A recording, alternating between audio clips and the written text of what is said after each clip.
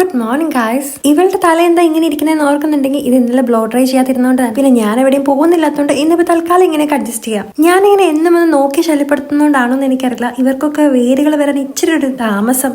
അതെന്തെങ്കിലും ആവട്ടെ, രാവിലെ തന്നെ ഇവരുടെ വെള്ളമൊക്കെ അങ്ങ് മാറ്റിയേക്കാം. അങ്ങനെ എല്ലാവർക്കും നല്ല ഫ്രഷ് വെള്ളവും കൊടുത്ത് അത് കഴിഞ്ഞ് ഞാനും ഒന്ന് ഫ്രഷ് ആയി കഴിഞ്ഞ് നേരെ കിച്ചണിലോട്ടേക്ക് പോയി. പിന്നെ എത്ര ഇഷ്ടമല്ലെന്ന് പറഞ്ഞാലും ഇന്ന് ഉപ്മാവ് തന്നെയായിരുന്നു ഞാൻ ഉണ്ടാക്കിയത്. പ്രത്യേകിച്ച് കറിയൊന്നും ഇല്ലാതിരുന്നോണ്ട് തൽക്കാലം ഒരു എഗ്ഗും ഒരു പഴമൊക്കെ വെച്ചൊക്കെ അഡ്ജസ്റ്റ് ചെയ്യാം. കുറേ ദിവസമായിട്ട് ചിന്തിക്കുന്ന കാര്യമാണ് ദോശ ഉണ്ടാക്കണമെന്ന്. പക്ഷെ എല്ലാ ദിവസവും ഞാൻ അരി വെള്ളത്തിലിട്ടൊക്കെ മറന്നു. അതുകൊണ്ട് ഇന്നലെ കിടന്നപ്പോൾ ഞാൻ അരി വെള്ളത്തിലിട്ട് വെച്ചിട്ടുണ്ടായിരുന്നു.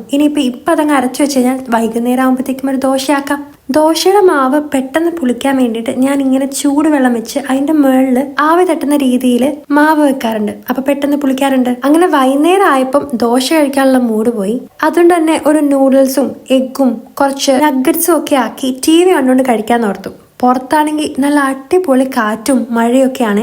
ഇപ്പാണെങ്കിൽ ഇങ്ങനെ സോഫയിൽ പുതച്ചു മൂടിയിരുന്ന് നല്ലൊരു സിനിമയൊക്കെ കാണാൻ നല്ല രസമാണ്. ഫുഡ് കഴിച്ചുകൊണ്ട് ഒബ്സഷൻ കാണാനാണ് ഞാൻ ഓർത്തത്. കണ്ടു തുടങ്ങിയപ്പോഴാണ് വല്ലാത്തൊരു മൂവി.